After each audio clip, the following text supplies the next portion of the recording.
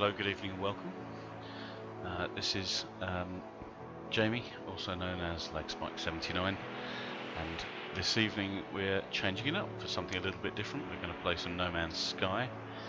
It's going to be a brand new game. I like to keep my streams friendly to newbies and parents who may not have a huge amount of time to invest in games but want to play them with their children. So newbie oriented stream. We will be beginning again from scratch. It's probably about the third time I've started a game from scratch now, so let's jump right in. Okay, we're going to go for normal. I have tried survival before. It's fine, but I think if I just to remain newbie friendly, even though the challenge is a little bit lower, we'll run with normal for the first few games, I think.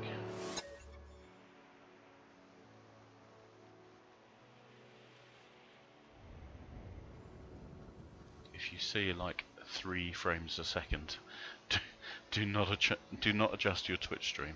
This is just, I don't know. There's something about No Man's Sky and my computer in particular. I get something like 120 frames a second for anything that uses Unreal Engine. This one though, I think they've rolled their own, and it could do with a little bit of optimization. I'm gonna blame it on the software rather than my hardware.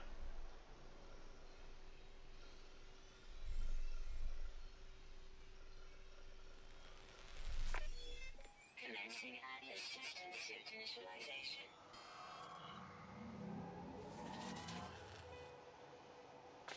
Life support systems activated. That's cold. Minus 61. Shield kinetic system online.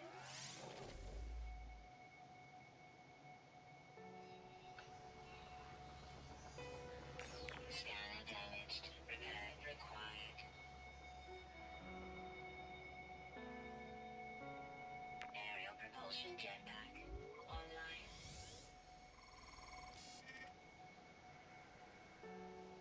Multi-tool and mining laser attachment operational.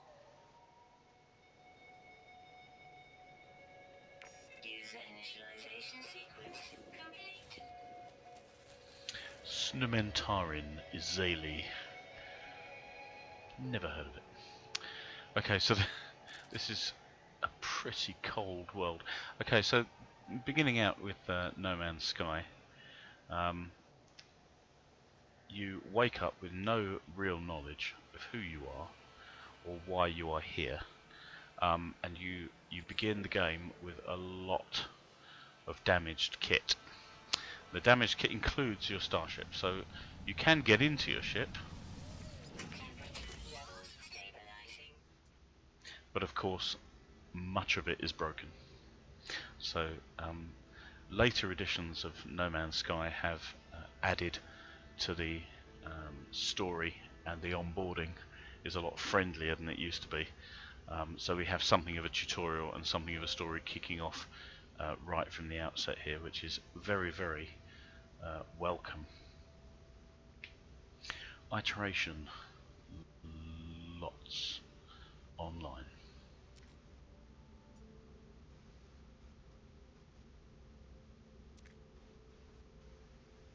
No launch thrusters, that means we cannot get off the ground. Pulse engine, which allows us to go much quicker than we would otherwise, is also not working. And my multi-tool, which is the weapon you saw me brandishing a moment ago, is also not working. I have awoken near a crashed starship. I can only assume it belongs to me, though I have no memory of it, no sense of a before. The crash must have affected my memory somehow.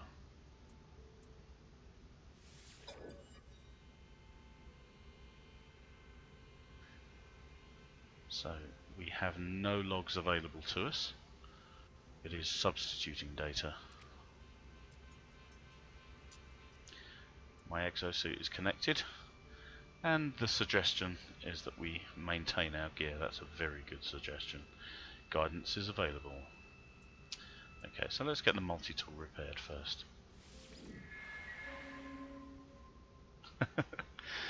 Our scanner for the local area is not working. Our analysis visor, which allows us to examine the local flora, plant life and fauna, the animal life, is also not working. We are not in a terribly good way here.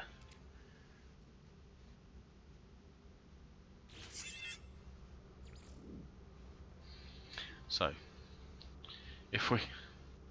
Okay, let's have a look at what we have. So this is our starship, the Yakomaku S79. Classic chassis, really. So as we can see here, the pulse engine is critically damaged, it will not function, and the launch thruster, which we use to take off from planets, is also kaput. So we need some carite sheets. We have one, we need 3 more. They are made of iron. And the pulse engine, we need a lot of iridium, and we need some zinc. So, and a carite sheet, of course. Okay.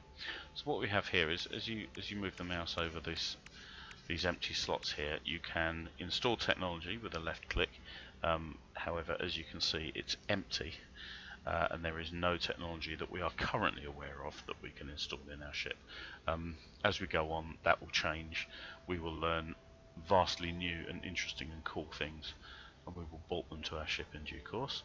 And then we can press E to craft a product, and you can see carite sheets at the far right there in the yellow icon, but we will need iron for that. Luckily iron is extremely abundant planet side, so we really need to get out there and start looking for some raw materials. Quickly have a look at the exosuit. We have a shielding shard, which is very useful. That can boost our hazard protection. Lots of things are color coded. It's very subtly done, but they are color coded. So you can see here, hazard protection is yellow. So you recharge that zinc, titanium, or a shielding shard. Shielding shard is yellow. Hazard protection is yellow. Life support, however, is red. So that requires an isotope like thamium-9, power gel, power canisters. We can make those things. And as we go on, there will be additional slots that we can add. So we are fairly limited at the moment with what we can do. We have one cargo slot here. This is a high density slot here. We can carry much more of something in this slot than we can our general slots. We have technology. We have 4 tech slots as well. So it looks like we have a technology that we know here. So if I click on that, stamina enhancement, okay, so that will allow us to run for longer periods, and we need 20 iron and 20 carbon. Basically shooting at plants with the multi-tool will give you carbon, shooting at rocks will generally give you iron and a few other bits besides. So, and the multi-tool is pretty. But broken, so we need to get on that immediately, despite the fact it's really cold outside. So we do need some carbon.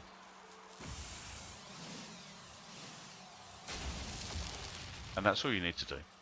As long as you have space in your inventory, those 72 carbons have come flooding into our exosuit. Now there is a way to transfer things between your exosuit and the ship. You see there it says X transfer items, so we can always send things to the ship. But I'm going to keep a hold of our carbon for now. Let's find some likely looking rocks.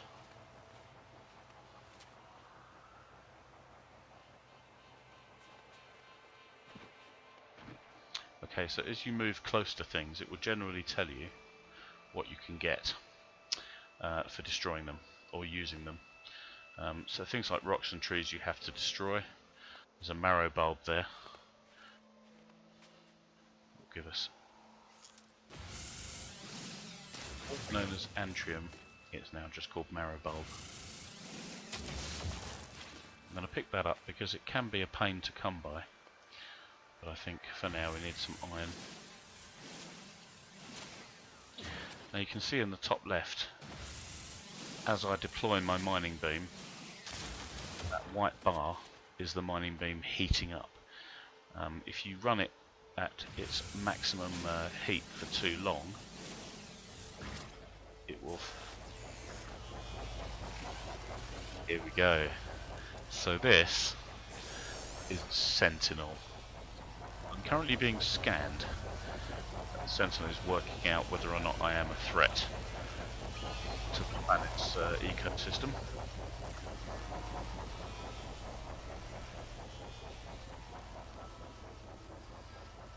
Yeah, just you jog on, pal. Go on. Off you trot. Nothing to see here. So on some planets the Sentinels are really inquisitive and they get right up the face a lot quicker. But they seem fairly chilled out on this planet.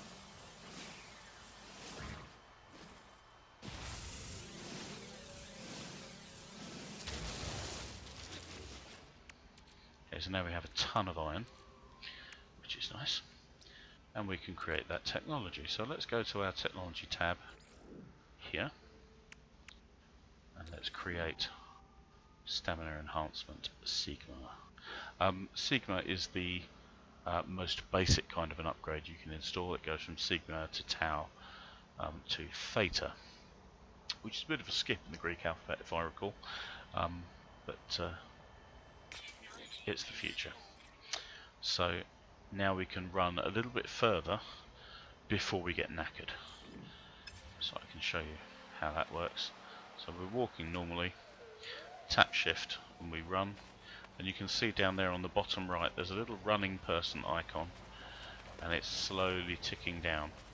And the longer I run, the further it ticks down. If it ticks all the way down, we become exhausted and we are forcibly slowed at that point.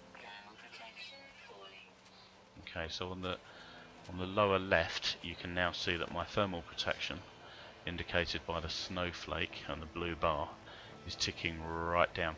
Your hazard protection will replenish itself if you go back into your ship for any length of time, so that's probably the best way. If you're out and about, you can replenish it using energy, as we saw earlier.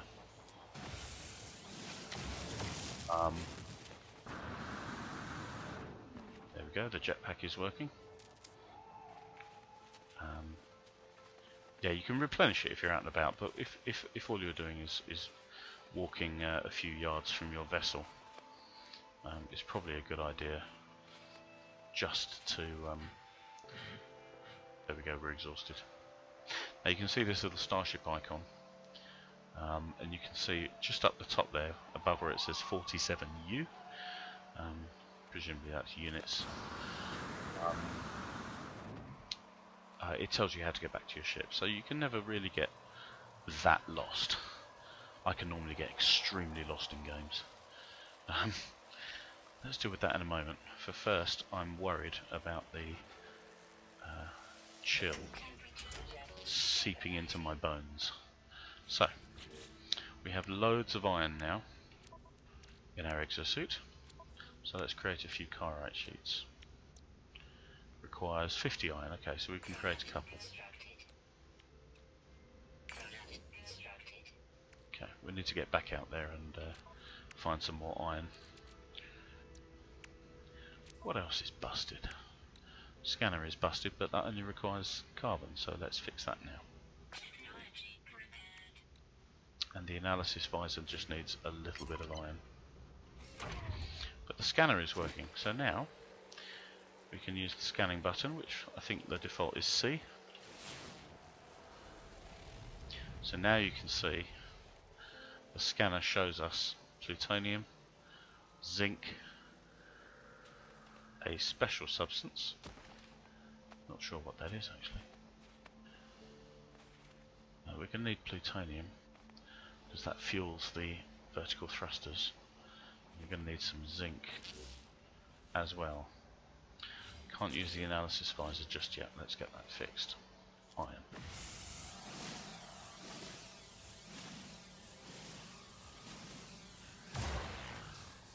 Oh, got too hot.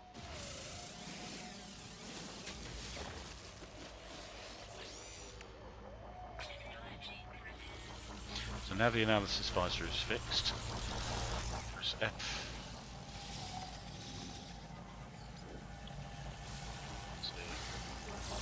Sentinel drone. Jog on, buddy. It was just a rock. Just one rock, literally. Okay. Now you can take falling damage in this game. So very often the jetpack is a very good way. If you just blast it shortly before you hit the ground. What was I after down here? Ah, yes. So this is some frostwort. This is the exotic substance that we saw on the scanner. Unfortunately, I need a hazmat gauntlet, a hazardous materials gauntlet. I cannot pick that up yet. Presumably it will stick my fingers or something unpleasant.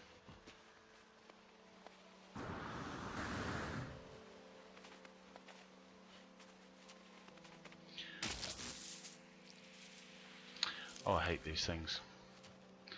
That's a very unfriendly plant. It just stuck me with...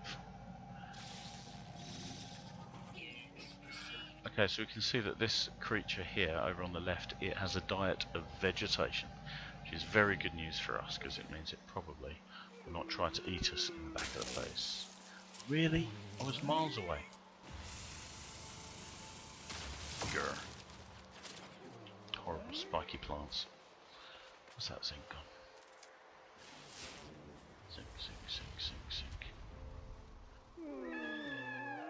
Where did it go? There it is. Okay, so zinc. Very handy. You do normally get quite a good yield from zinc. This is thamium. Thank you very much. Scanner does take a while to recharge when you're on foot.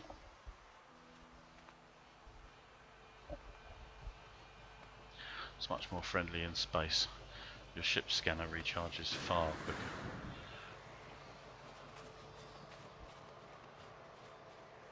Thermal protection falling. Okay, I get it, it's cold. Minus 70 degrees. It's like a British summertime. Okay.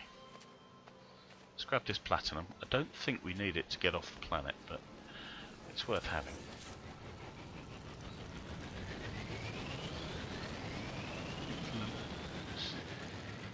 Zinc is going to be the main problem here. No, there's some there. Excellent.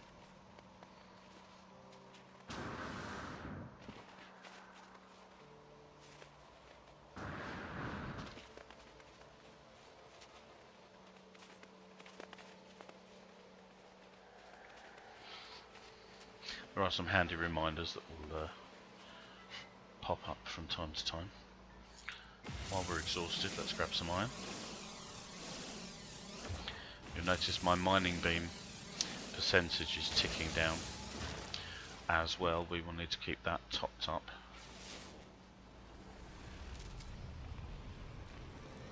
Where did the zinc go? There it is.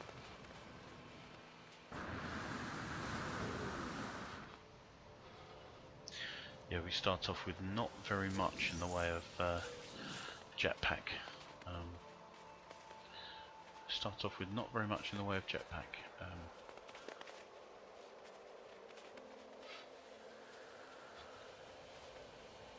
What's the word that I'm searching for? Capacity. That is the word I'm searching for. Get up that hill. Okay, let's warm up and see what we can fix. Okay, so we need one more carite sheet to get the thruster online. Let's make that now. Bingo. So the thruster is fixed, but it is not charged. So we're going to need some plutonium. Luckily I spotted some plutonium a little ways down the hill, so that's fine. We have a rocket launcher here. Whoa. Okay, so we have the photon cannon, which is your standard pew pew pew laser blaster. And we have a rocket launcher as well. That's interesting. Dismantling it gives us 50 nickel and 50 platinum. Let's go ahead and do that. I don't normally use a rocket launcher. I think we could use these raw materials. Okay, so what does the pulse engine need? This is trickier. We need Kyrite sheet. Fine, that's not hard, but we do also need Iridium. Now, Iridium on a planet tends to come in the guise of a huge bright blue lozenge that sticks up out of the ground, and there it is. That's our Iridium source, and it takes us past some plutonium as well. Bingo. You can probably see these question marks on the screen as well. Those are places of interest. So it might be an alien outpost, or it might be a landing platform for starships. It could be a bunch of things. It could be an alien artifact that wants to give you eldritch knowledge in return for sucking your face off with crazy mandibles. It's a little roguelike, is this game. You never quite know what you're going to get. Need that Iridium though.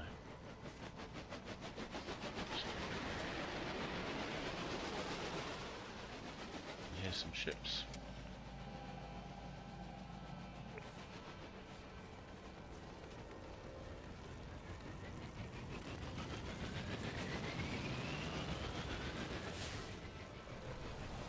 Wow, lots of plutonium over there. That looks good. Let's head there in a moment. But first, luckily, Iridium mines very quickly. So whenever you find one of these things, it's always a good idea just to have a stack of Iridium. Okay, so no free slots in suit inventory. You will hear that a lot in this game. Let's just use the shielding shard. Keep our hazard protection topped up. Now we do have some thamium, so let's just recharge our life support. If that goes down, we will start taking damage. Presumably that's the air that we breathe. Because even on warm planets, your life support ticks down. Life support ticks down faster if you are running or if you are using the jetpack. And particularly underwater, it runs down a lot faster as well. So it's always a good idea to keep some thamium on you, because as you can see, your starship can drop out of range if you run too far away from it. You can almost always put things into your starship, like I just did. I dropped that plutonium in there, but of course, getting it back, yeah, we're out of range. So it's kind of a one-way thing. Now let's go and get that lovely plutonium that we saw. Lovely plutonium. Oof, tons of it. Again with the plants, come on. Ah, perish. Right, just check we have space. Do have space for some plutonium.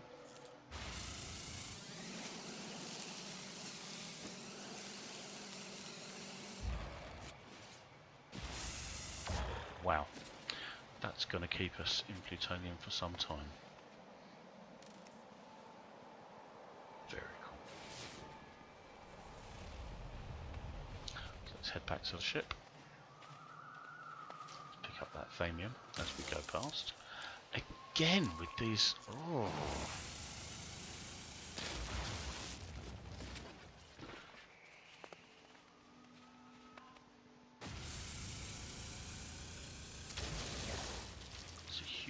Huge load of plutonium.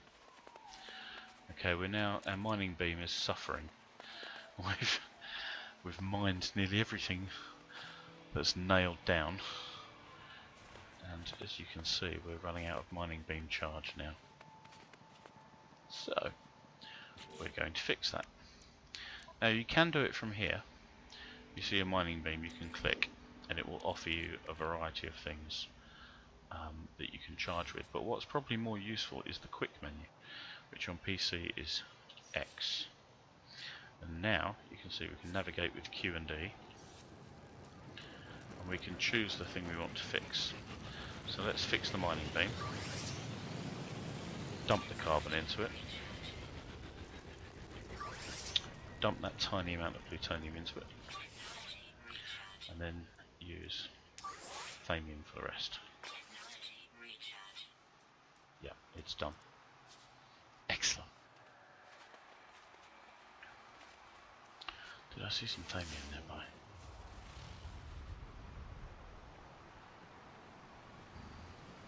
No.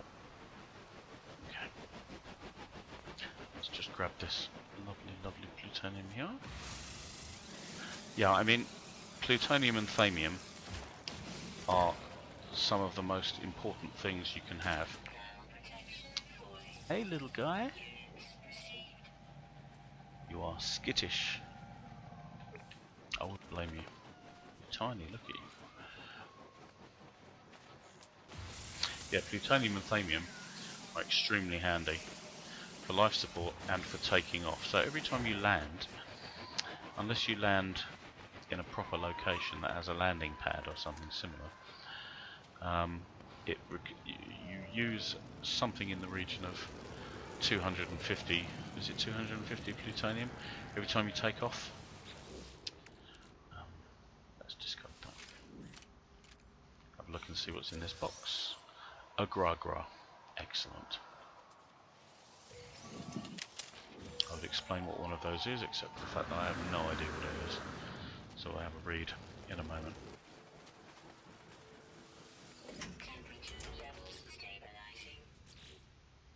So our launch thruster we can now charge with lots of plutonium.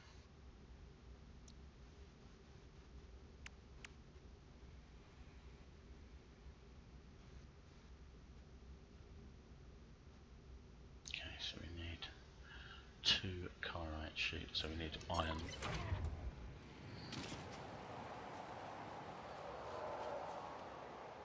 Yeah, plutonium, thamium, really useful. You don't need to worry about them desperately, but you really do need to not run out of them. I would always have some thamium on your person.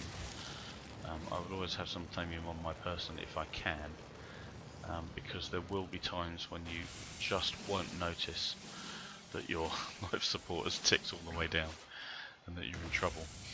And it always so happens that you run out of thamium and you run out of 35. Do I have enough for 2 carbide sheets? Yes, I do. It always happens.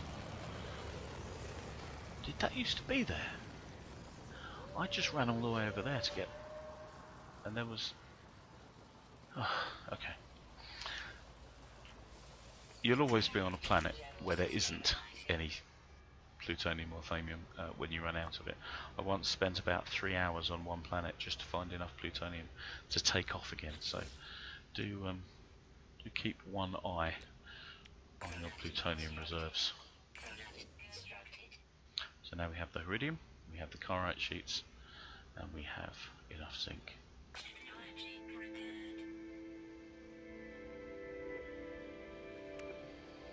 Again, we've fixed the pulse engine. Now we need to charge it.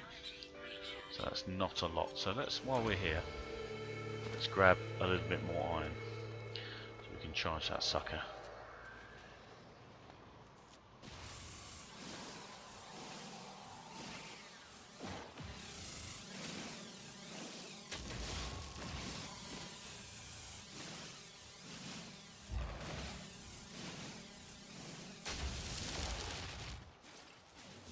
Anything else nearby that we can grab?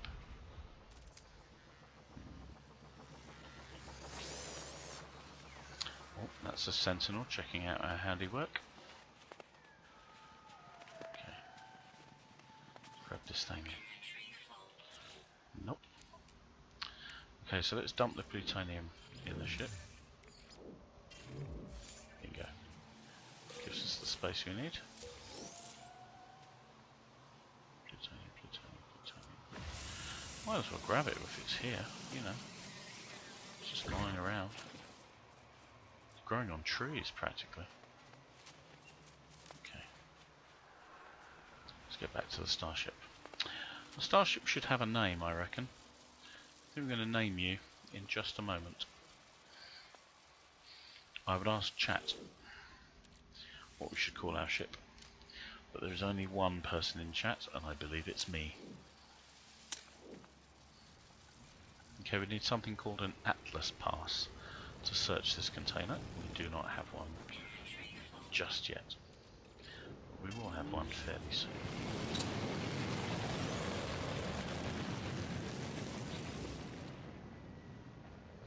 Okay, so in order to get into this device, we need to repair its lock so we can open it. Now we have the iron, we have the iridium. What we're lacking is some carbon.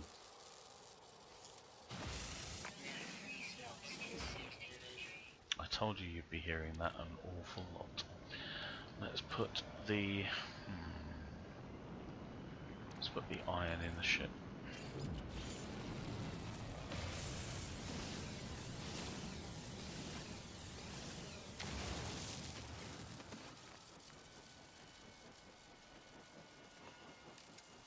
There it is.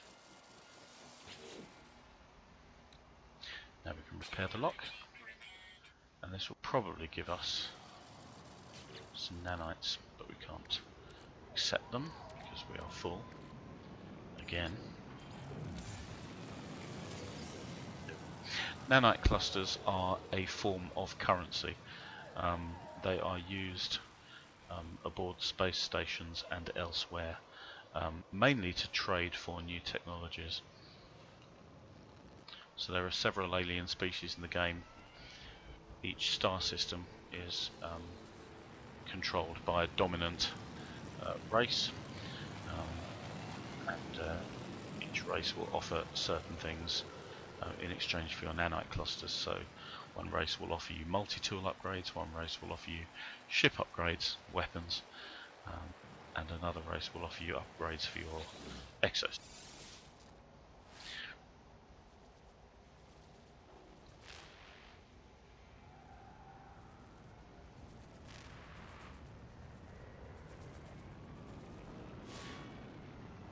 So here we are chatting with this extremely eldritch device, which is getting very spiky from time to time, and we're getting an awful lot of techno blurb. We appear to have no connection to whatever it is this thing normally connects to.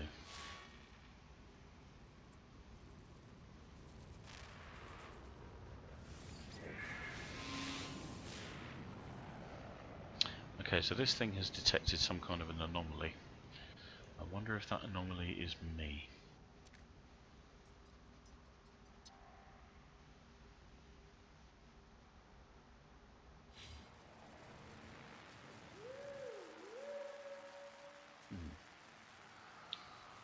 Fair enough.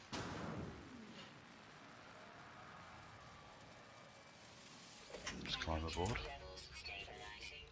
Okay, so let's refill the pulse engine as much as we can. Okay. Everything looks nominal. Let's try taking off.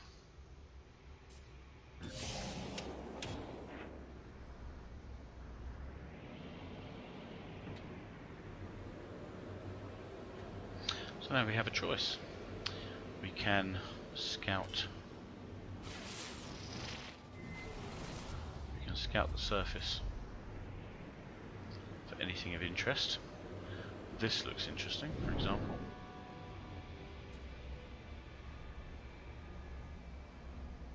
Oh, the ship is sluggish.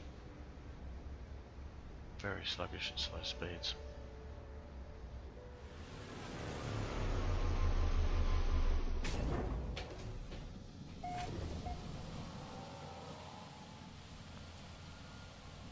Do we land in a tree?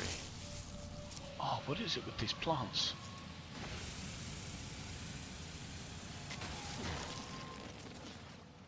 Darn things. So we found a waypoint. So now we can chart this sector.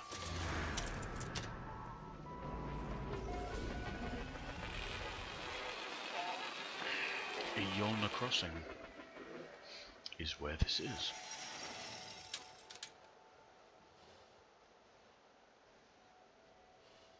There's not a whole lot of animal life on this planet. Have a look around whenever you come across a larger structure, because you will often find these really handy little... I seem to have too much carbon.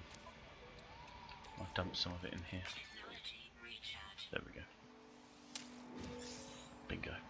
You'll often find these little plutonium canisters. Sometimes they're empty, but generally they will give you just enough to keep you ticking over. Okay, so we have met Resource Analyst Zasenden. He is a gek, you can tell from the huge beak.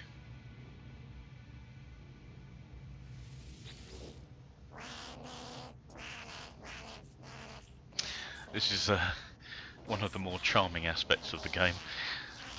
As you proceed through the game, you'll learn new terms, you'll learn alien words and pick up bits of the lingo. And as you can see from what's in this area here, we know absolutely no Gek whatsoever. The small creature is busy adding up trade profits when I appear. Their eyes open wide in anticipation of our first contact, and they rub their fingers together greedily. The lifeform pecks emphatically at the monetary figures on their pad, and then bounces up and down. I can't help but notice that they smell amazing. Well, knowing the lingo does help in these situations, but you can normally work out what the creature is after by reading this explanation of your meeting. So monetary figures here, I think, is the key. I'm not going to pat a Gek on the head, but we can give them some units because we do have some. The life form is clearly thrilled. Clearly, it's an expressive face if I ever saw one. They give me something in exchange. Okay, so we gained 10 nanite clusters from that, which is handy. We have a more impressive standing with the Gek now. I get the feeling this will be locked. Yeah, we need a version 2 Atlas pass. Don't even have the version 1 pass yet. Okay, so this is an observatory. Let's have a look and see if we can get it to accommodate us. The life form that works or worked in this installation left its equipment scanning the skies for interesting new systems and spatial phenomena. In its absence, it struck gold. A beacon has been received, and a transmission sequence awaits response. Okay, so this is one of the little puzzles that the game has, where you're given a numerical sequence, and you have to figure out what the next number in the sequence will be. Now, this is this appears to be an overly simplistic one, because with a number sequence like 1212, the digits could be shifting left or they could be shifting right, and the answer would be the same. So let's just go ahead with 2121 here. I discover a location. Alrighty. So a signal has been detected. I think it's going to be... No, that's here, that shelter. I think it's this. So there is a ruin off planet, so it's probably on another planet in this system. Let's get back to the ship, I think. I think this planet is a little bit too chilly for me. Yeah. get up into space. This is a space game after all. Levels stabilizing.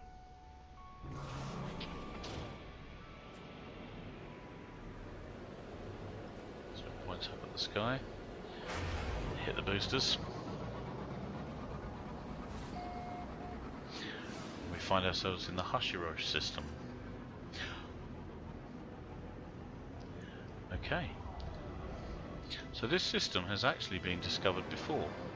It's been discovered by someone called Roman Noodle. So well done, Roman Noodle.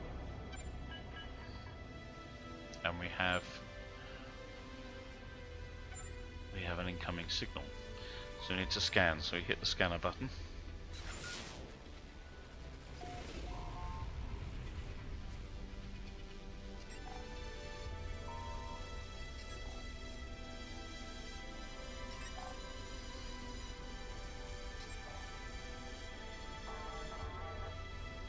Okay, so this is the planet we've just taken off from. This is a planet that has a beacon. Okay, so it's a moon of that planet. And we need to check out the signal beacon, but we're not going to do that right away. I would like to hit up the space station first. So let's hit the big boosters, let's hit the pulse engine. Get our groove on.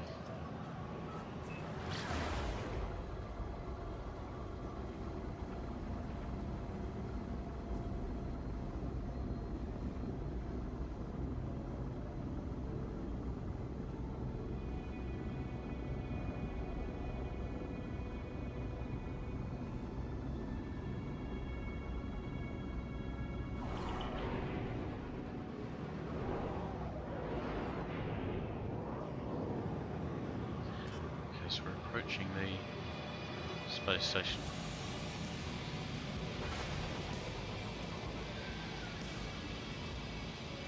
Slowly, I might add. Come on.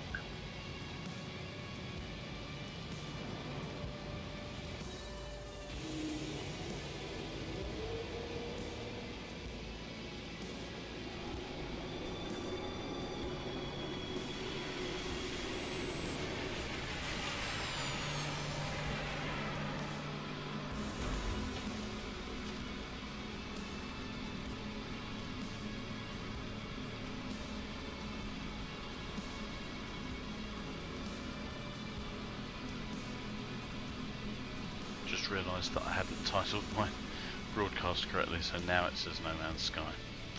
Okay. So now we've landed in a space station. There will be lots of other ships coming to land.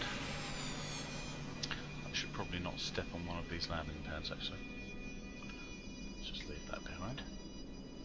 Okay, so there are four kinds of ship in the game. There are fighters, like my ship. There are haulers, trucks like this one here, and that one here. You can generally tell by the windows. A little streamlined bubble window denotes a fighter. These great big windows are hauler windows. What else is coming?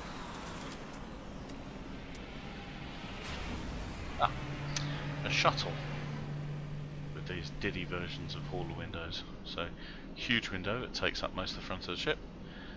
Tiny window that just sits on top. This is a shuttle. Shuttles are generally good at most things. Haulers are great for cargo space and shields. Fighters are good for manoeuvrability and blowing things up. And the last version, the last kind of ship is called an explorer, and they are really good for covering lots of distance in the galaxy. They have huge boosts to their hyperdrive ranges, so they are great for skipping around. Hey guys, what's up? Koskia and my Villagar. So this is the chap who will sell us blueprints. And we have 40 nanite clusters. which is not enough to afford anything at all. When you're on board a space station, do have a look around for these little devices. They don't often do anything useful. Wow, you're a big guy. And this is our trade terminal where we can sell and buy and trade. So every time you talk to the Galactic Trade Network, you're given a list of all the things that you've done. So, because this is a brand new game, we have done very little. Yes. All of these, I think, are at their starting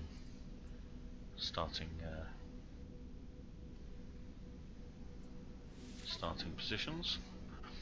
I probably said buy, let's sell instead. No, sell, that's fine. Let's see what we don't need. Sell the shielding shard.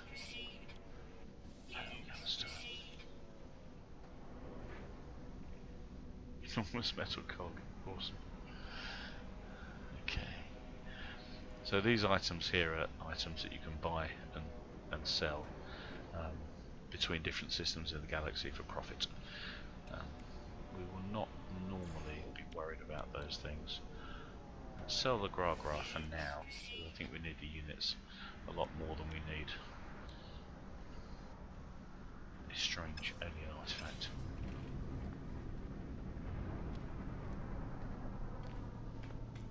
So yeah, this system and therefore this station belong to the Gek. Ooh, we have some fighters. Fighters docked. This is very pretty. So every time you talk to the captain of a vessel, hey man, pilot clicks their beak to indicate they are open to trading. They might also be open to discuss the sale of their starship. So this is a very cool area where you can see what the ship is, its slots, its equipped inventory. And here you can see the difference between the ship you're currently flying, this is mine over here, and the starship owned by the captain you're talking to now. You can see that this ship in particular would cost me 5 million credits, 5.5 million credits in fact, and I have just north of 23 grand, so that's probably not happening. You'll notice that that was a Class B fighter as well. I'll just point that out here. The class of a fighter often affects its technology slots and its size in general, and also its quality. So a C-class fighter would do far less damage, would have a far lower damage bonus. A-class is better than B-class, which is better than C-class, and S-class is the best of the lot. So let's take stock. Pulse engine is... we don't have any iron, so we might have to find some. I'll show you how to do that in a moment. And the launch thruster is not too bad at the moment because we have a ton of plutonium. Tidy. Refill the multi-tool. Technology recharge.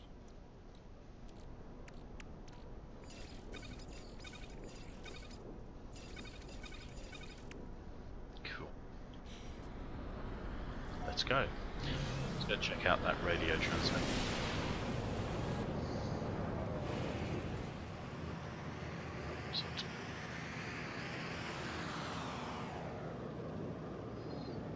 That small moon.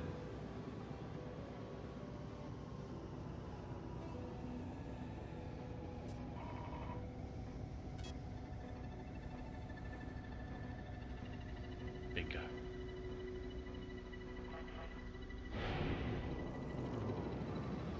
So in order to use the pulse engine, we'll need to put some distance between us and the space station. Proximity alert is down. Let's use a little bit of boost. Here we go. Now these debris fields, these meteorite fields, are very common in star systems. And you can very often blow them up. Blow the smaller ones up, the smaller fragments, give you iron or Thamium 9, which is of course very useful. You'll also find much bigger fragments as well, and the much bigger fragments are normally, well, they could be almost any other element really.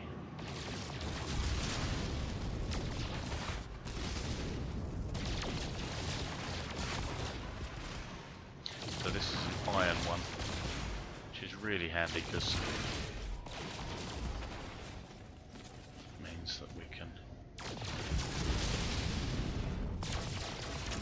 stock up much more quickly than we could if we were on a planet. And iron is especially useful in space because we use it to keep our... Let's just upgrade the pulse, refuel the pulse engine.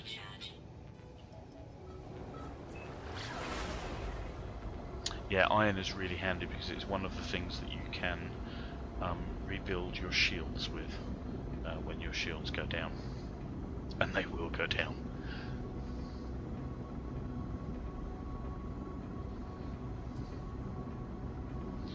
Alrighty, here we are. Don't fret when you approach a planet at speed, it's very difficult to crash.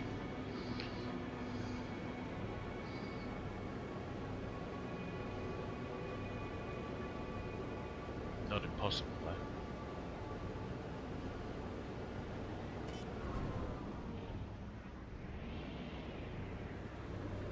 Okay. There's the signal beacon. Let's land nearby.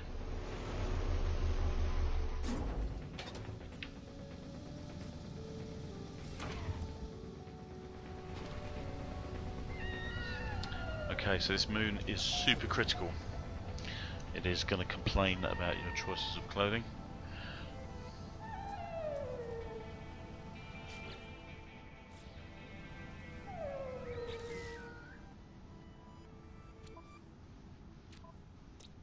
Here we are.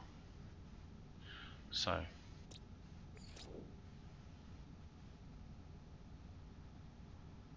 we're on newcomers. Weather is radioactive damp. Sentinels are typical, so they're kind of chilled out.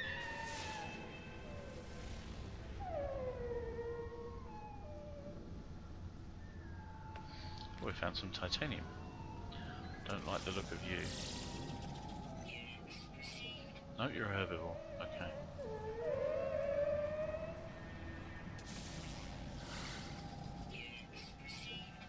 You're a grazing creature.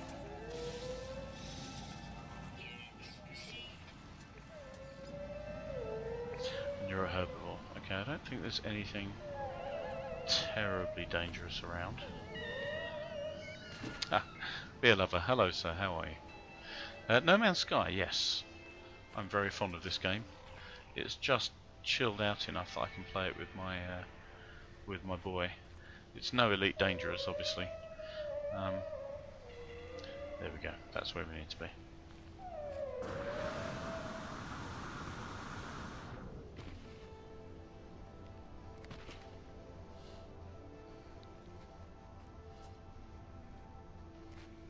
There's nothing hidden in the bushes.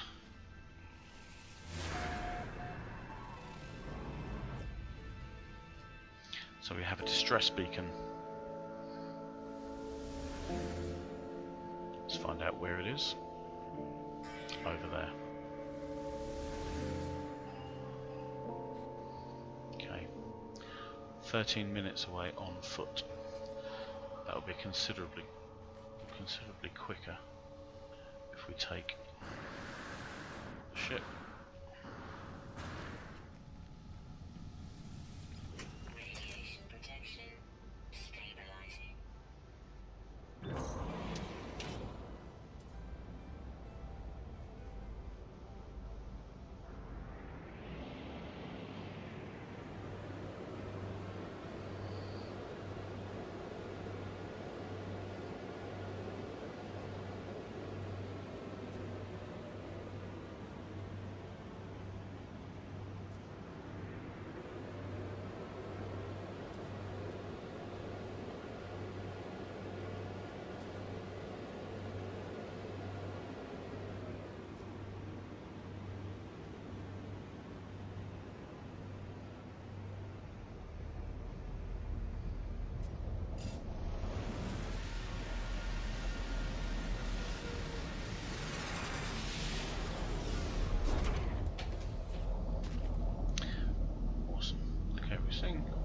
A little bit of frame rate at the moment, for which I apologise.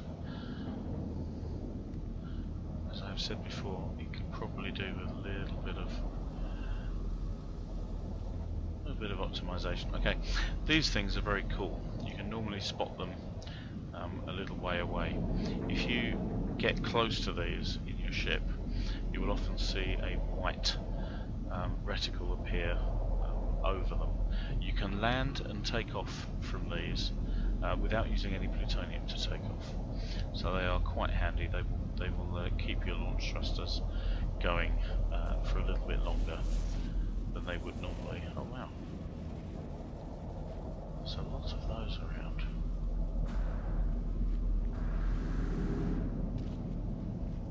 Okay, I think that one's underground. There's one we can get to.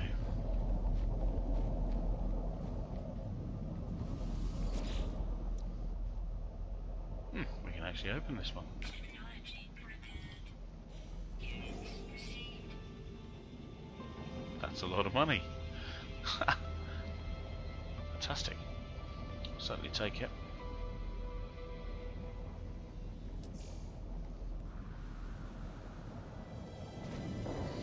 Ah yes. So when we opened the Galactic Trade Terminal and it told us we were rubbish at everything, we are now rank 1 for credits. So new business, there we are, we've unlocked the first rank. And those ranks will become important later as we try to step through the story.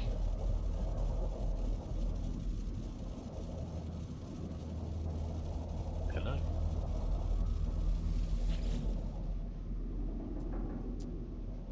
Okay, so the main log has been damaged. We do have some partial records. Beer Lover is talking to me. This received a lot of flack when it first came out. Do you think the criticism was warranted? You've been thinking about buying it for chill streams.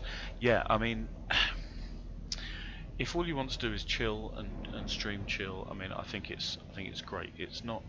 I wouldn't call it. It's probably not the most intriguing space sim. You know, if you are fond of space sims, this is definitely space sim light.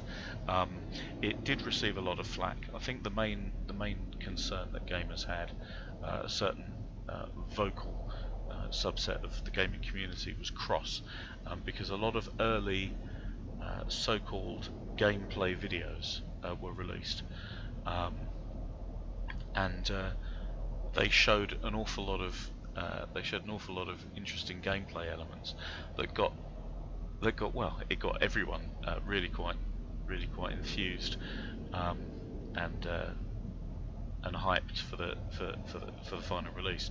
But as it turned out, the early releases of the game lacked an awful lot of those gameplay features. I mean, for example, there was like a dinosaur style creature, and it was plodding meaningfully across the plane, and it would stoop at a pool of clear water to drink, and all this kind of thing, and this kind of stuff just didn't quite make it into the early stages, the early releases of the game, and a lot of people were quite cross because they thought they had purchased one thing, and it turned out to be quite another.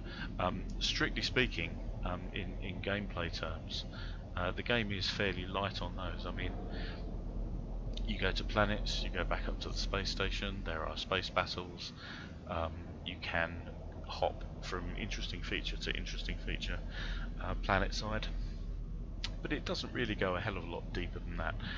The story is quite good, the story has been improved upon, and what really impresses me about Hello Games' commitment to this particular title is they released the Foundation update, they released the Pathfinder update. They have been improving the game and bolting new functionality and new story elements onto the game fairly consistently and fairly rigorously as well. I mean, these were pretty huge updates that they made. I mean, one update, for example, introduced player bases and crafting the player bases. You could build your own base. You could populate it with alien workers who will help you to build whatever you want to have. You can build rovers, you know, wheeled machines that you can go tearing across the landscape at high speed with. Really substantial updates to the game, and it shows that I think they're aware that they made some mistakes in the marketing stages. I think they probably were, you know, 100% behind the gameplay videos that they were releasing, but they probably just ran out of time, and certain challenges just couldn't be overcome in the time that they'd allotted themselves. So, but the commitment to the title is huge and obvious, plain for anyone to see, and that is what has impressed me about this game. So it did get a lot of flack, but I don't think you would regret purchasing it, certainly for chill streaming and that kind of thing. But by all means, I mean, watch my streams. I'm gonna do as much interesting stuff as I can with this particular game, and hopefully you'll be able to see for yourself whether or not you like it enough. I won't be spoiling any story elements. We will be hitting story elements as we come to them, but I won't be spoiling the grand plan. So anything you do see on my stream will be just, you know, as we go. It'll be progressional stuff, but I won't be talking about the big picture. Sugar Crow has just started watching. Hello, hello. So the log is damaged. We have partial records. The signal has led me to the wreck of a freighter. Colossal fragments of metal scattered across the landscape. Did it break apart on impact, I wonder? Or was it already sundered when it began its final descent? Nestled among the debris, I find the pilot's log, blinking, awaiting input. Give it to me now. Requesting ship's logs. Instead of displaying the ship's log, the terminal spits out a strange sequence of numbers. They're followed by a short message. The anomaly comes for the stars. Take flight. A schematic for our hyperdrive is attached to the end of the message. I will take that, thank you very much. I pull the blueprint from the computer, but this hyperdrive blueprint is for a conventional starship, not a freighter of this size. Someone placed this here after the crash, hoping it would be found. Curiouser and curiouser. Okay, so for our hyperdrive we will need more of the funky blue stuff, iridium, and we will need something called a dynamic resonator.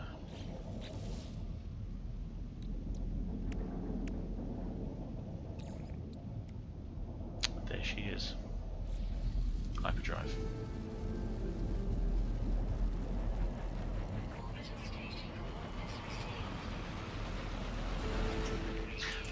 So yes, as the help box is saying, we can get a dynamic resonator from any common or garden space station. Oh, that's a cliff, don't fly into that.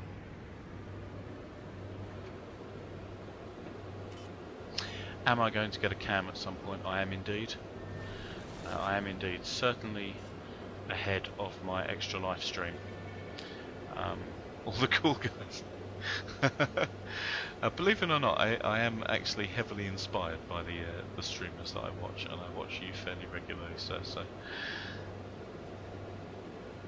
I need some iridium. Where is it? But yes, I think I shall pick up a C920. Well, this is handy. This is one of those landing pads I was talking about.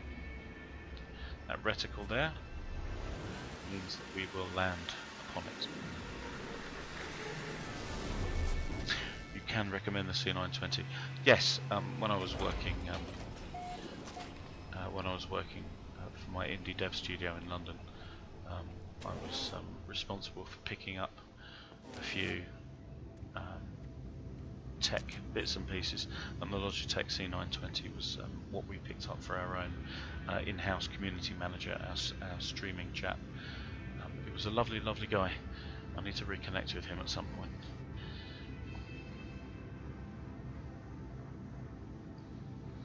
"60 FPS in 720p, but who cares about that for streaming? Who indeed, Beer Lover 666? Who indeed? Certainly not me. I don't think anyone needs to see my mug at 60 FPS. That's for damn sure. Okay, so this is a fairly standard little station. Always check the walls because there are interesting things on all the walls. So there's a trade terminal. We're familiar with these. We can extract nanites from this. Nom nom nom, thank you very much. And over here, I do love these. So, this is a multi-tool station. And in the same way that you can talk to aliens aboard space stations to trade their ships with them, these installations here allow you to trade your multi-tool. I can tell you right now, the size of that gun, there's no way I can afford it. Oof, there we go. So it's a Class B rifle. It's a little bit better than what I'm using. It has 22 slots to my 5, which is probably why it's worth 2.5 million. Can't quite stretch to that right now. It's not like you're going to stream while driving down the road. No. I'll certainly not be doing that. I can barely hold a conversation with someone sitting next to me in the car and drive. I don't think there's any way I'm going to be able to use a device. I know this is an interesting looking chap. Who are you, sir? He is a traveller. Open boss.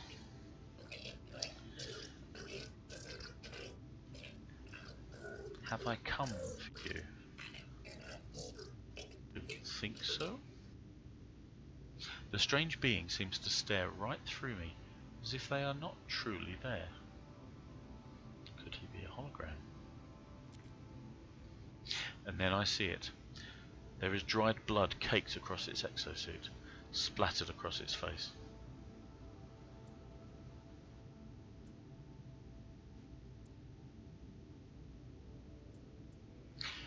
I'm going to need to ask you about that blood. Yeah.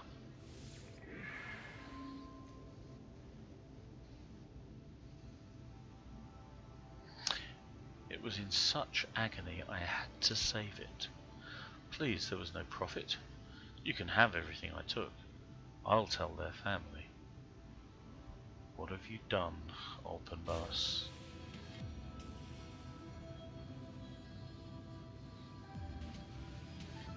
Can I talk to you again?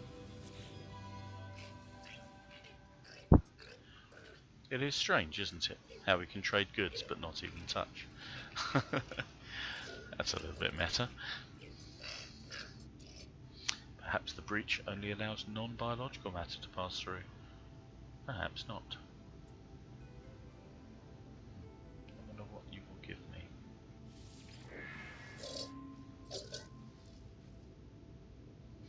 Open Boss accepts my offer and gives me a package in return. Wow, he gave me a ton of cash. I like you, Open Boss. 104k we're up to. Let's do one more time.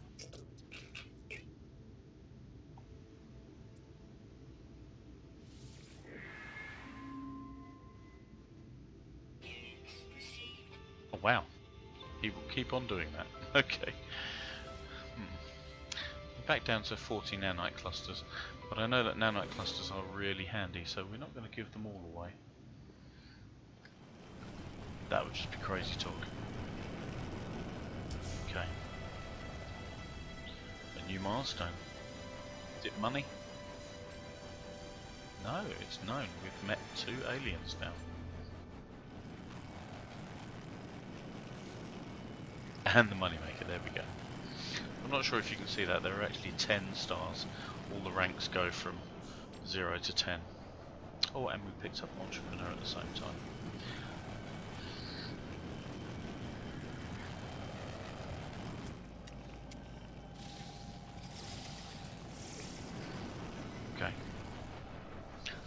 let's get back up into. No, we can't get back up into space just yet. Need some iridium. What sorts of games was I working on? Well, I was a server-side developer, so I did a lot of database and business logic work on the games.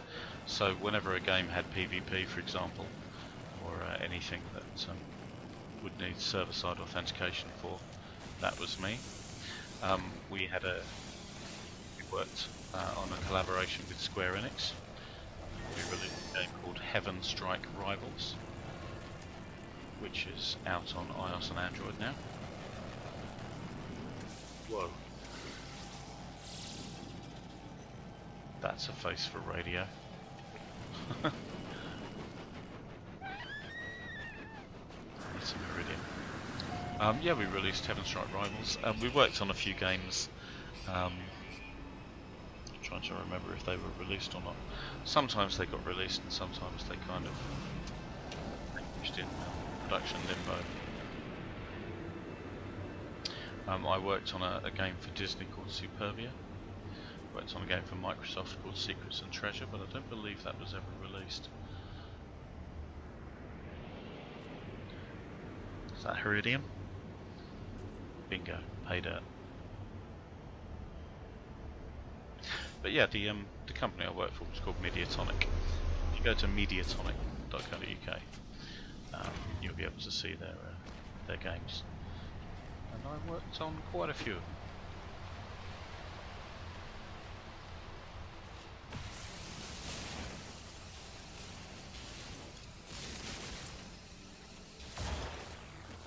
But it was, quite aside from being a fantastic place to work, and a lovely group of people to work with, it was incredibly challenging. I mean, I know a lot of folks might think that games are easy because they sound easy, but games programming was vast. I learnt a huge amount. I've never been so far out of my comfort zone. It was an immensely rewarding time.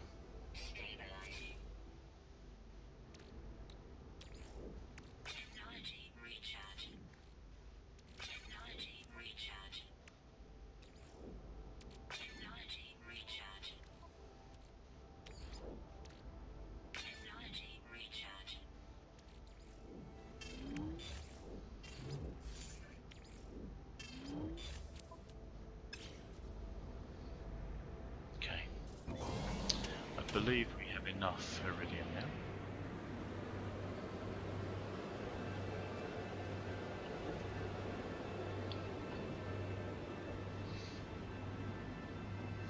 Yeah, it was massively rewarding because, of course, working on the server side,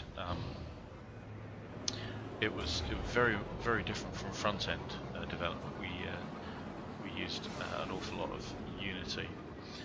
Some Unreal, I think, but mostly Unity. And of course, building games on the front end is a much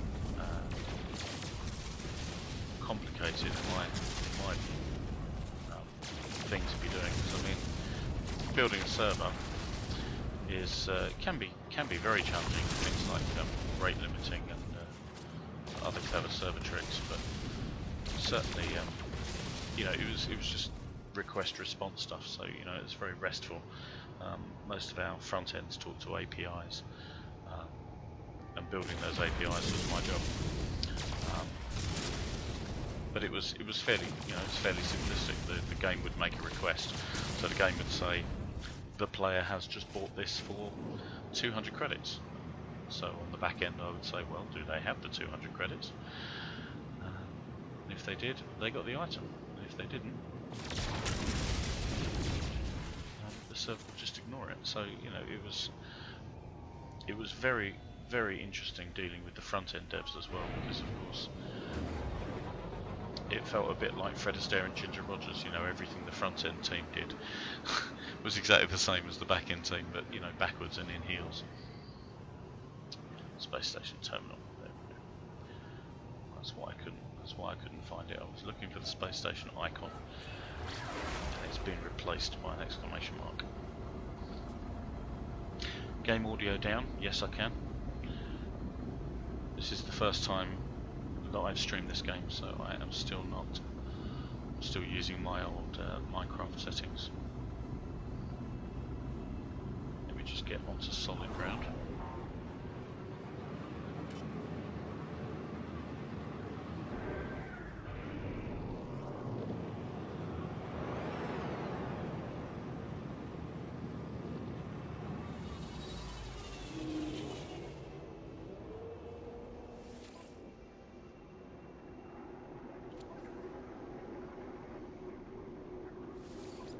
Where is it?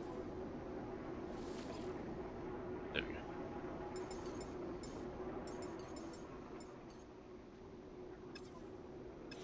How's that for you?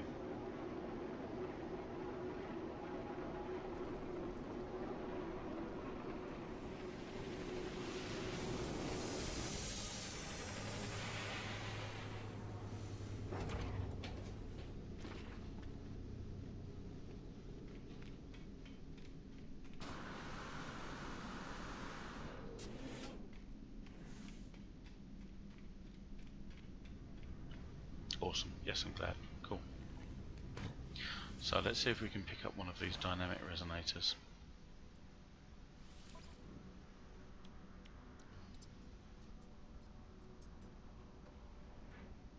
Bingo. There we are. So as you can see, this is slightly more expensive than the galactic average. You can see there it's plus 6 and a bit %. So they are generally going to cost about 30 grand. So we can easily afford that.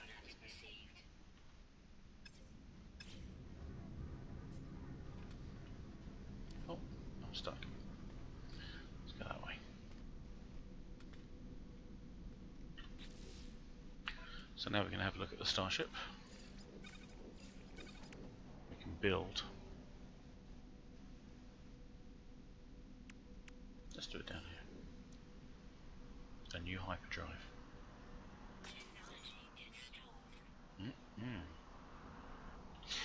Now, of course, again, we have built a thing, but that does not mean that we can fuel the thing. Ooh. That's a big one.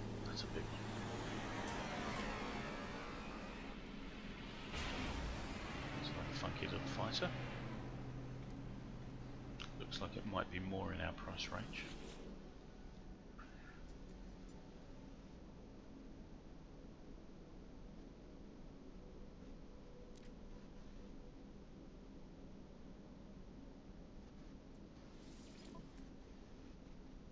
It's a B-class fighter. Probably be quite expensive, yeah, 1.4 million. Curses. Oh well, soon.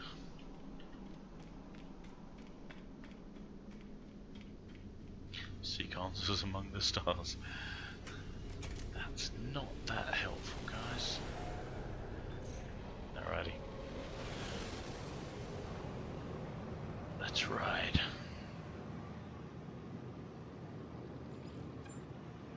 Oh,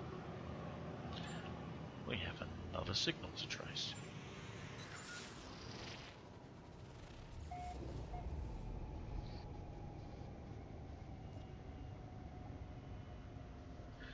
Is that the same moon? Yes, it is. Just scan it. Supercritical. Okay. Let's make it back there then.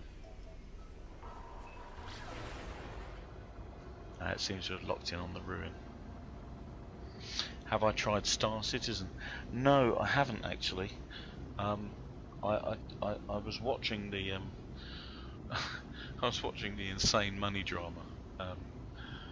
You know, with interest, I have to say. I mean, it does look very tasty indeed. Don't get me wrong. But after EGX 2014.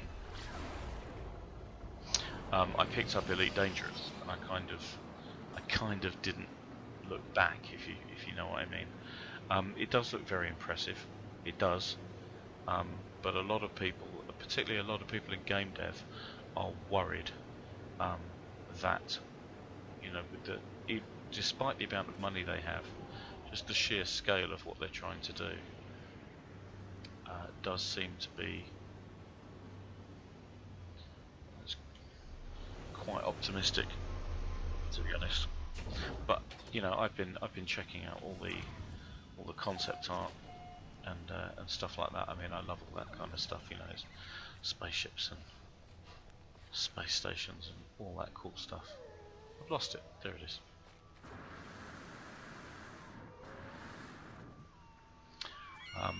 And you're right. It does look brilliant. You're ridiculous. Yeah, the random number generator in this game is sometimes a little bit too random. But yeah, I do think Star Citizen looks amazing. I do just worry that they may have bitten off a little bit too much. And again, I think a lot of observers are worried that you know, the management of expectations for the potential players is going to be a bit of a stumbling block for them. You know, a lot of people are going to be wanting it to be, you know, lots of different subjective things, and you know, if they don't deliver on all fronts, then there could be trouble. A forsaken terminal. Yeah, I don't really want to stick my hand anywhere near that, to be honest. Terminal is online. That's gratifying. The terminal is clogged with an unnerving, pulsating slime.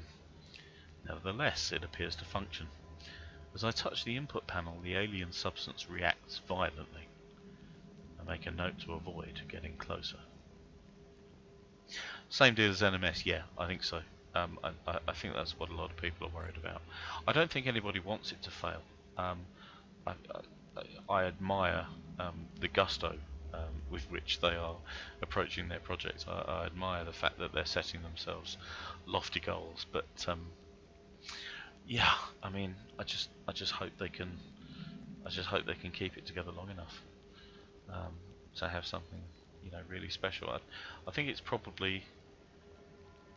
It must be the best funded game in existence. I mean, it was truly frightening numbers came out of their crowdfunding efforts. The device opens, revealing a single, unblinking crimson eye. It deposits a sample of antimatter. That doesn't sound terribly safe, accompanied by a strange message. Give it to me, baby. You will find us when the time is right. Lots of 16s. 7 lots of 16. I'd have expected 8. Okay.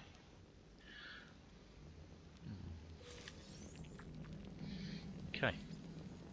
Craft a warp cell. Presumably that's easier now that we have the antimatter. There it is.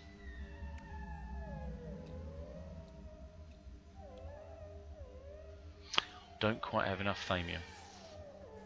It is the most expensive game ever, yeah. I mean, I just really hope that, you know, that's not a problem for them. 160 million. I had no idea it was that. I had no idea it was that much. But it was in the tens of millions.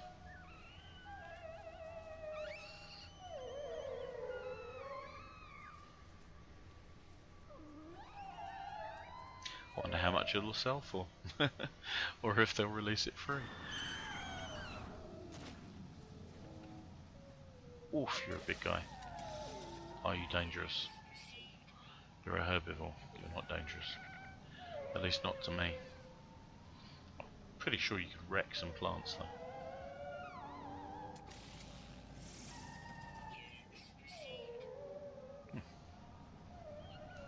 Just scanned a stalactite for no good reason. I'm not seeing a whole load of fauna. on this planet. I think if we want thamium, there's some there, but there's not going to be enough.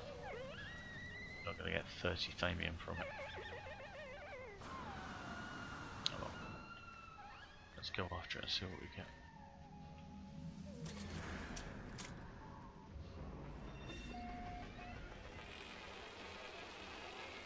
The inaugural crater. It's not something I can say 10 times fast. Skittish? Well, we know that.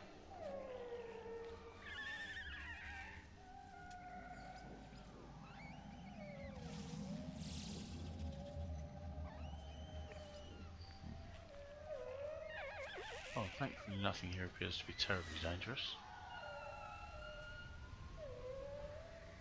Oh, there's the thing here.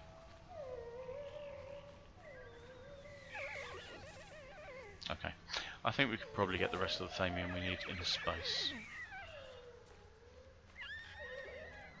Let's get back aboard the ship.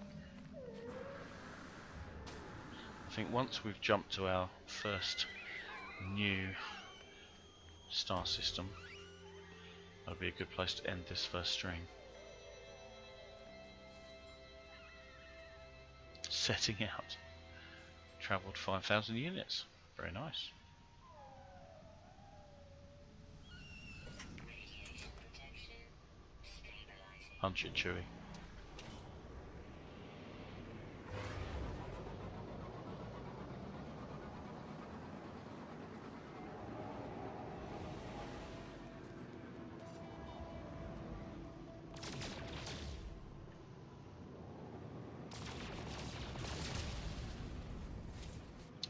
Just iron.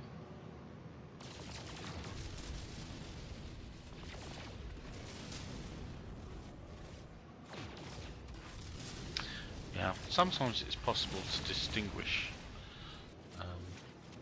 between thamium and iron rocks. Other times it's really not. Okay, I think we might have enough thamium now. Nope.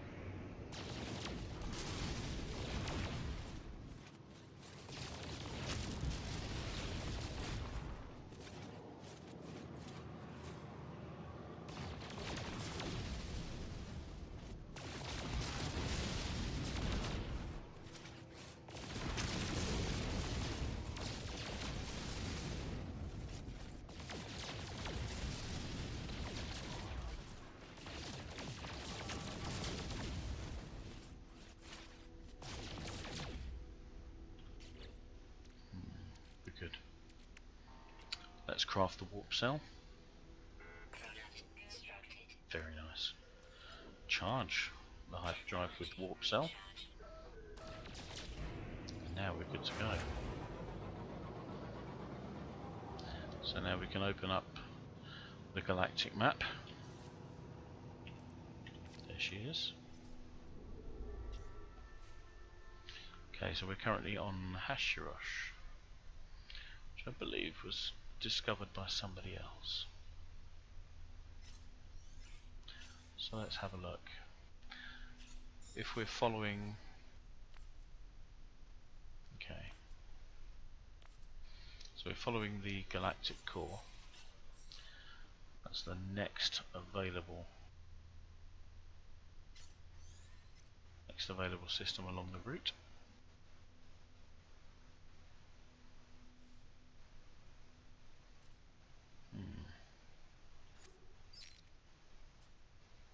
Dominant life form on this system is Korvax. Let's do it.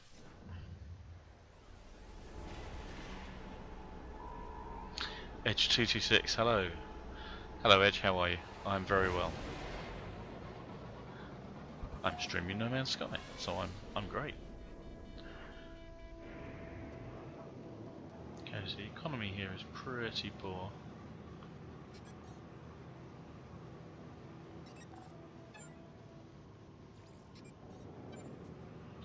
We have another subspace signal trying to talk to us.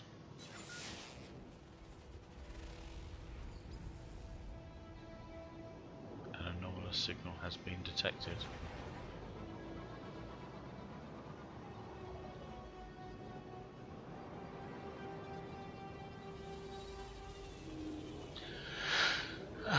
you're thinking about setting up a development environment.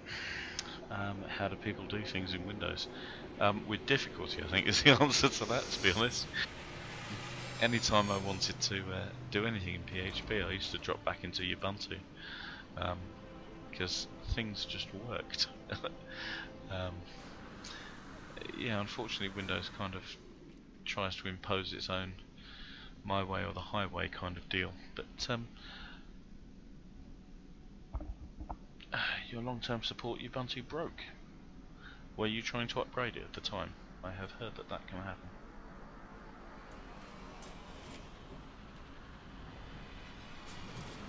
I think I was going from version 12 to version 14 or something, and it just died. So we've met the GEC before. These are the Korvacs. They are... They're either autonomous machine people, or they're members of Daft Punk. I'm not sure what the answer is.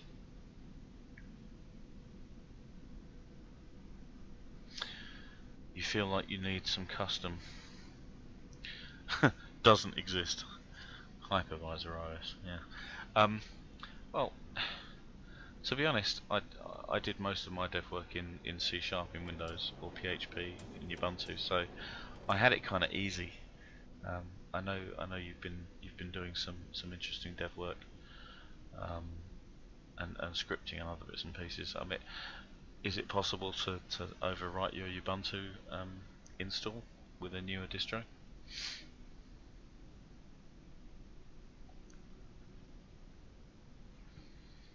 Just normal upgrade and it broke. It broke Grub. Okay. Can you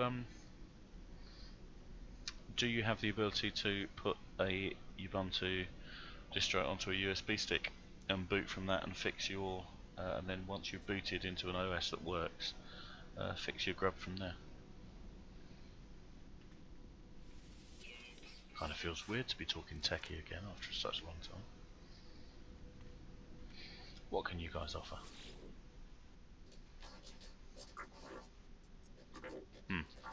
As you can see, we don't speak Korvacs either.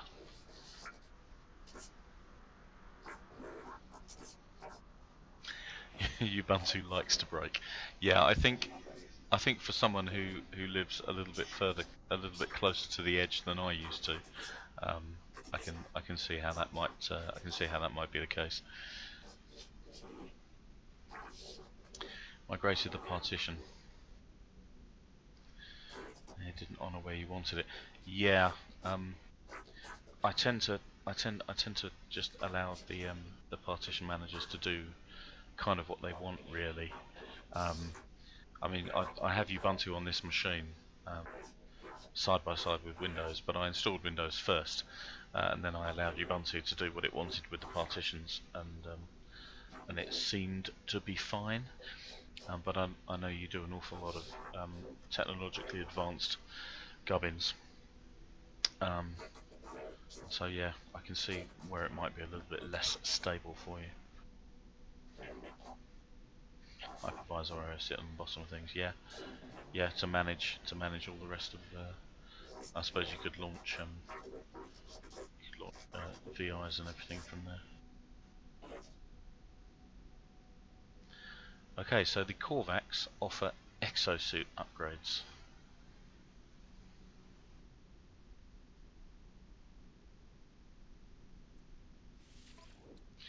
But, comme toujours, we have not very many nanite clusters. Okay. So this is interesting. We could buy this coolant network Sigma. It keeps us cool on hot planets. If we had the nanite clusters, which we don't.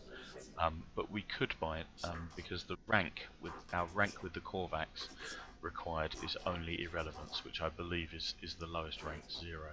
You'll notice that all these other things require higher ranks. So not only do you need to be able to afford the nanite clusters for things on space stations, you also need to be you normally need to be at a certain rank with the dominant species. We could get a fauna analyzer soon.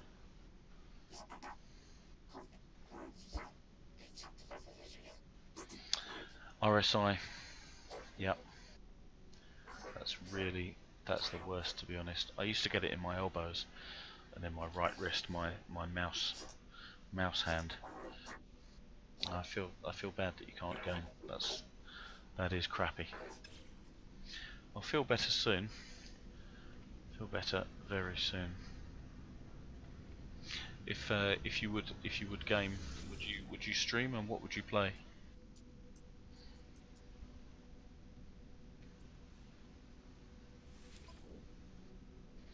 You want to program, but feel like in order to do so properly, you need a third monitor set up. Yeah, I mean, I used to have a laptop and a secondary screen, and that kind of often still felt like I was juggling. You were streaming Dark Souls. Very cool. Dark Souls 1.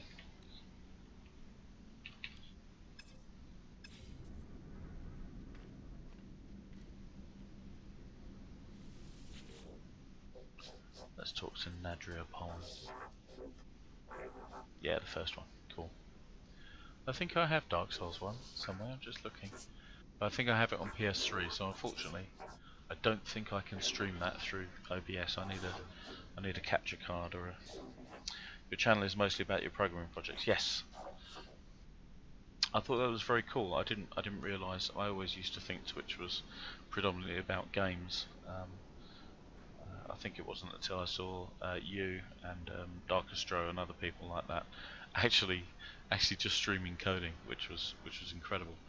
I'm working on a C# library at the moment. It's like a seeded random star chart generator, like star systems and planets within them. I have a plan to make use of such a library, so I might do some C# Visual Studio streaming at some point.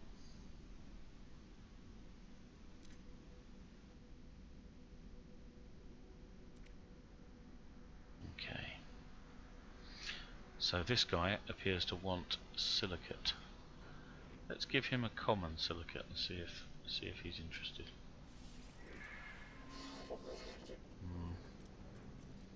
Not really.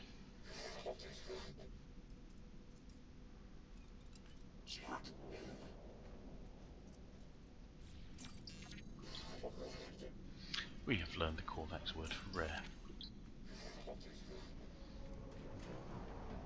And warning.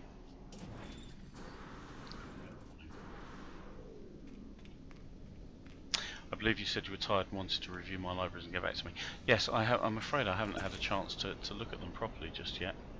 I will have a look at them because they were very interesting. I thought it was what you were attempting to do was really smart.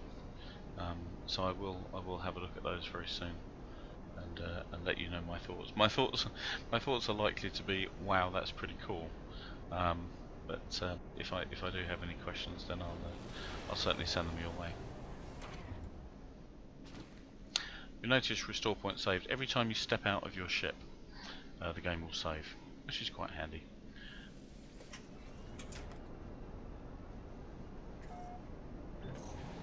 I think what we'll do is we'll go and find this anomalous signal, and I think we'll end the stream there for tonight because it's really late.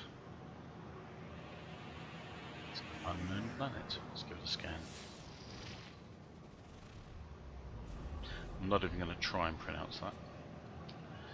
It's a Hyperborean planet, and it grows frost crystals there, so it's probably a cold one.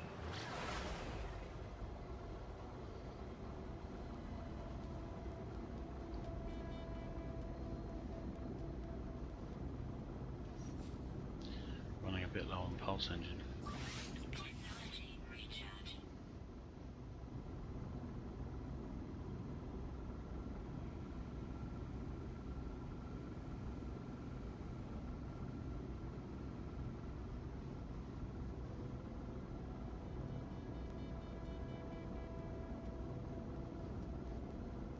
Yeah, so thanks very much, guys, for joining me on this stream this evening.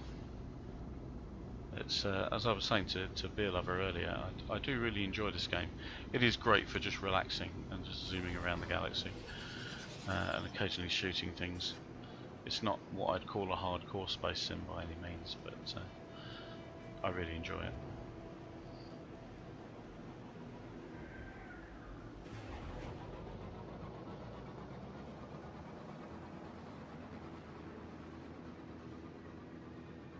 It's also something I can play with my 8-year-old, and he understands what's going on.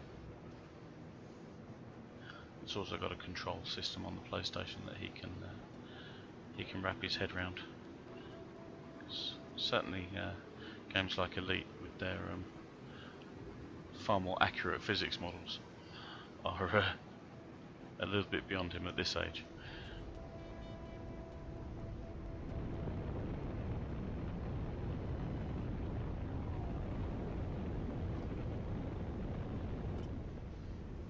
Oh, fantastic.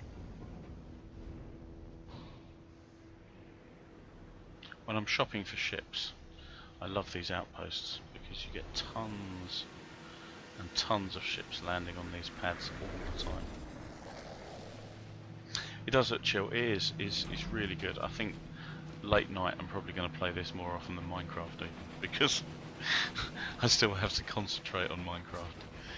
So yeah, here we are. Another freezing cold planet. Hey. And there's an Explorer class ship. I think that's the first one we've seen.